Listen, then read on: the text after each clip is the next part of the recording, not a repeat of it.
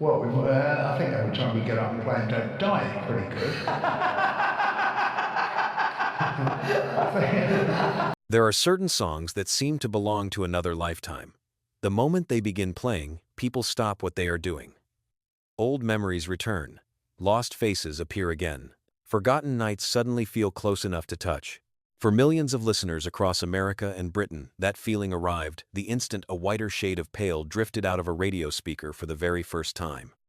The voice behind it belonged to Gary Brooker, one of the most emotionally recognizable voices of the classic rock era. But behind the mystery of his music stood a lifetime of memories connected to other artists who shaped him forever. Gary Brooker lived through an extraordinary generation of music. He watched legends rise from tiny clubs and disappear just as quickly.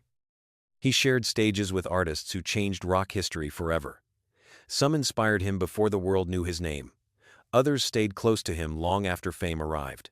And a few became painful reminders of an era that slowly faded away with time. Unlike many rock stars, Gary Brooker never seemed interested in chasing celebrity. What mattered to him was emotional truth inside music. Soul, honesty, humanity. That was what he remembered most. Even late in life, there were still certain voices, songs, and musicians he carried with him everywhere. Tonight we look back at the 5 artists Gary Brooker could never forget.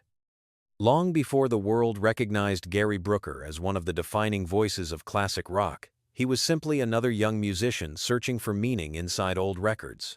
American blues, rhythm and blues, gospel jazz, early rock and roll. Those sounds became part of his identity before fame ever entered his life. But what separated Gary Brooker from many artists of his generation was the emotion hidden beneath his calm exterior. He never performed like a man trying to conquer the world. He sounded more like someone quietly carrying memories he could never fully explain. That feeling became the soul of Procol Harum, while the late 1960s exploded with psychedelic color and loud experimentation. Gary Brooker brought something different into rock music. Sadness, reflection, maturity. His voice carried the weight of someone looking backward even while success was happening around him. Audiences felt it immediately. Decades later they still do. As the years passed, many of the artists from that era disappeared. Some were lost too young. Some faded from public memory. Others became legends frozen in time. But Gary Brooker never stopped speaking about the musicians who stayed with him emotionally. Their influence could still be heard in his piano playing, his songwriting, and the quiet dignity that followed him throughout his career. Even after decades in music, he still sounded connected to another world. A world of smoky clubs, late-night radio, vinyl records spinning in dark rooms, and artists who made music before the industry became louder than the songs themselves. Number 5. Ray Charles. For Gary Brooker, music was never only about technique. It was about feeling something real. And few artists represented that idea more completely than Ray Charles. Long before Gary Brooker became famous, he spent countless hours listening to American rhythm and blues records arriving in Britain during the 1950s and early 60s. Among all those voices, Ray Charles stood apart. There was pain in his singing but also strength.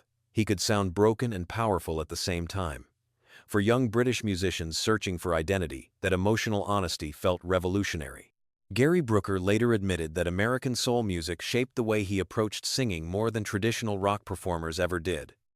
And when listeners heard the deep emotional texture inside songs like A Whiter Shade of Pale, traces of Ray Charles could still be felt beneath the surface. Not copied directly, but emotionally inherited. Brooker admired the way Ray Charles never sounded artificial. Every line felt lived in.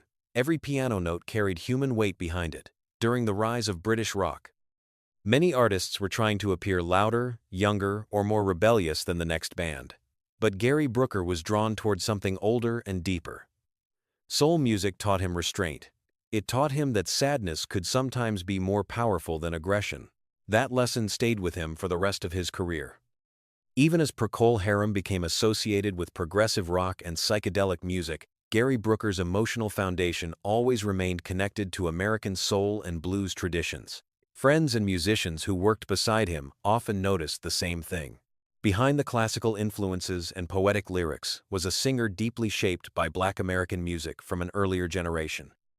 And perhaps that connection explains why Gary Brooker's voice aged so gracefully over time. He never relied on youthful energy alone. Like Ray Charles, he relied on emotion people could recognize immediately. As audiences grew older, his music somehow grew stronger with them. That kind of connection rarely disappears. Number 4. Otis Redding. There was always a deep sense of longing inside Gary Brooker's music. Even at the height of his success, his voice carried the feeling of someone searching for something just out of reach. That emotional quality was one reason he felt such a strong connection to Otis Redding. Unlike many singers of the 1960s, Otis Redding did not rely on technical perfection. What audiences remembered was the honesty in his voice. He sounded like a man giving every emotion he had directly to the listener.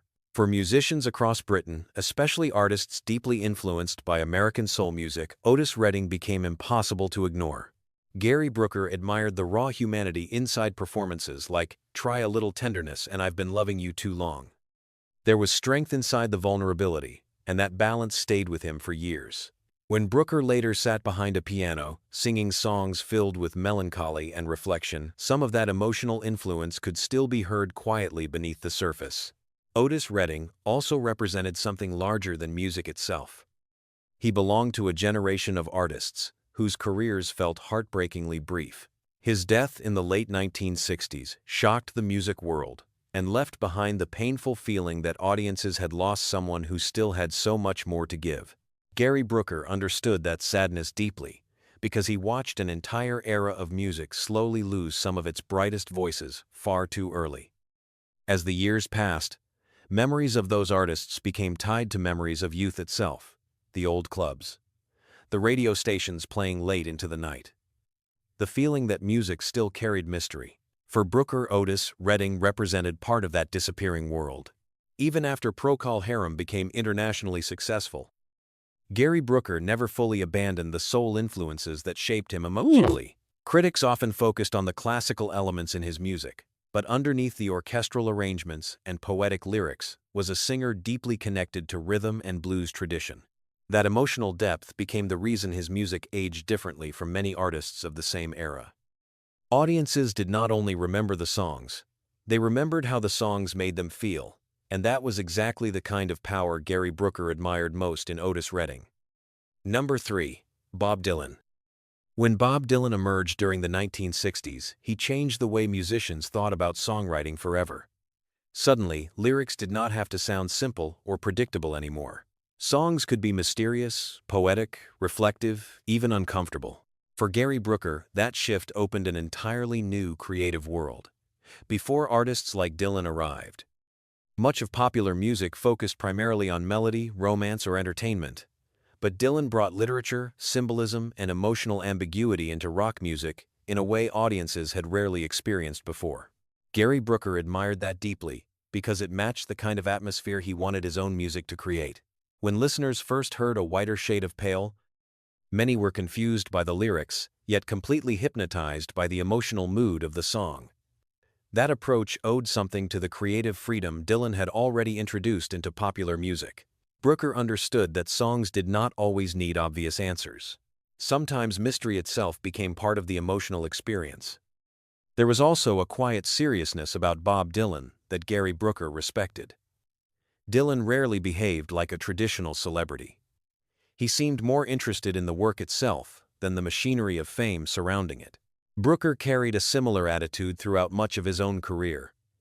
Even during the peak years of Procol Harum, he often appeared detached from the louder side of rock stardom. What mattered most to him was emotional atmosphere, songwriting, and authenticity. Dylan represented all of those things. As decades passed, Gary Brooker watched Bob Dylan become something larger than a musician. He became a surviving symbol of an entire era that was slowly disappearing. Many artists from the golden age of rock had faded away, but Dylan remained standing, still carrying echoes of another generation into modern times. That endurance meant something to Brooker because he understood how fragile musical eras truly are. One moment the world belongs to a generation of artists, and the next moment those voices exist only through old records and fading memories. Yet Bob Dylan's songs somehow survived changing trends, changing audiences, and changing decades. Gary Brooker admired that kind of permanence. because he understood how rare it really was.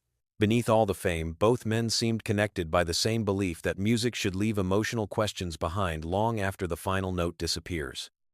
Number 2. George Harrison. Among all the legendary musicians who emerged from Britain during the 1960s, George Harrison often seemed like the quietest presence in the room. While fame exploded around the Beatles with overwhelming intensity, Harrison carried himself differently from many rock stars of his era. Thoughtful, reserved, spiritually reflective. Those qualities were part of the reason Gary Brooker felt such deep respect for him over the years. Brooker understood what it meant to create music that felt emotional, without needing constant attention or spectacle. George Harrison represented that same kind of quiet artistic dignity. By the time the late 1960s arrived, rock music had become larger than anyone could have imagined only a few years earlier. Success, money, celebrity, and chaos surrounded nearly every major artist. But Harrison often appeared uncomfortable with the emptier side of fame. Instead, he searched for something deeper, inside music and life itself. Gary Brooker connected strongly with that mindset because his own music also carried a reflective sadness that separated him from many louder personalities of classic rock. There was another reason Harrison remained unforgettable to Brooker. Both men helped shape a period when rock music became more emotional, cinematic, and spiritually ambitious. Songs were no longer only entertainment. They became experiences people attached to entire chapters of their lives. Harrison understood how melody could create memory, and Gary Brooker understood it too. That emotional atmosphere became one of the defining sounds of their generation. As the decades passed, George Harrison slowly transformed into something almost symbolic for audiences who had lived through the golden age of classic rock. He represented the fading memory of a world that once felt limitless. Old vinyl records, late-night conversations about music, radio stations playing songs that sounded mysterious and new. Gary Brooker never seemed interested in nostalgia for celebrity itself, but he absolutely understood nostalgia for emotional moments connected to music. Harrison's songs carried that feeling powerfully. Even long after Harrison's passing, many listeners still described his music as comforting, almost spiritual in the way it lingered emotionally. Gary Brooker appreciated artists who could create that kind of lasting emotional connection because he spent his own career trying to achieve something similar, quietly, without unnecessary noise. Both men created music that seemed to grow more meaningful as audiences themselves grew older. Number 1. Eric Clapton. By the time classic rock entered the 1970s, Eric Clapton had already become something larger than an ordinary musician. For many listeners, he represented the emotional heart of British blues and rock music itself. But for Gary Brooker, Eric Clapton meant something even more personal. He represented survival, endurance, and the emotional honesty that great music demands from the people who create it. Throughout the decades, Gary Brooker always seemed drawn toward artists who carried real emotional weight inside their music. Clapton possessed that quality completely. Behind the legendary guitar playing lived enormous pain, loss, regret, and vulnerability. Audiences could hear it in every era of his career. Whether he was performing blues standards, emotional ballads, or stripped-down acoustic songs, Brooker respected that because he believed music should feel human before anything else.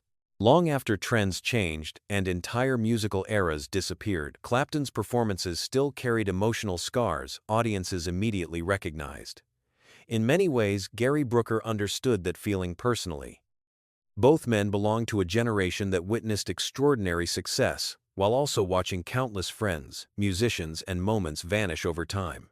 The further the years moved forward, the more their music seemed connected to memory itself. For older audiences, especially hearing Clapton or Brooker, often felt less like listening to songs and more like reopening chapters of their own lives. That emotional connection became increasingly powerful as classic rock audiences aged. There was also a quiet maturity shared between the two men. Neither artist relied heavily on theatrical performance or outrageous public image to sustain respect over decades. Instead, they allowed emotional authenticity to carry their music forward. Gary Brooker admired artists who aged naturally instead of desperately trying to remain young forever. Eric Clapton became one of the clearest examples of that kind of artistic survival. Even in later years, his music still carried dignity, reflection, and emotional realism. Those qualities mattered deeply to Brooker because they mirrored much of his own artistic philosophy. By the end of his life, Gary Brooker had become one of the last remaining voices from a generation that changed popular music forever.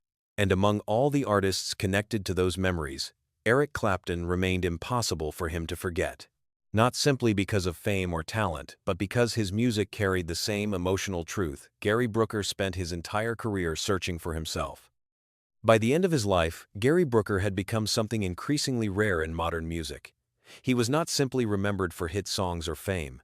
He became part of the emotional memory of an entire generation. For millions of listeners, his voice remained connected to old radios glowing late at night, long drives through quiet American highways, vinyl records spinning in dark living rooms, and moments in life people never fully forgot.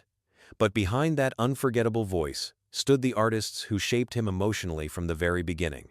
Ray Charles taught him emotional honesty. Otis Redding showed him the power of vulnerability inside music. Bob Dylan expanded the boundaries of songwriting itself. George Harrison represented quiet reflection in a chaotic era. And Eric Clapton embodied endurance through pain, loss, and changing decades.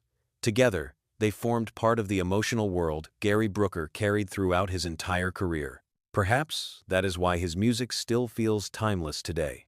It was never built only on trends or celebrity. It came from memory, soul, sadness, and human experience. The older audiences become, the more they seem to understand that truth inside his songs. Because the music of Gary Brooker does not simply remind people of the past. It reminds them of who they once were when they first heard those songs. And maybe that is the real reason certain artists can never truly be forgotten.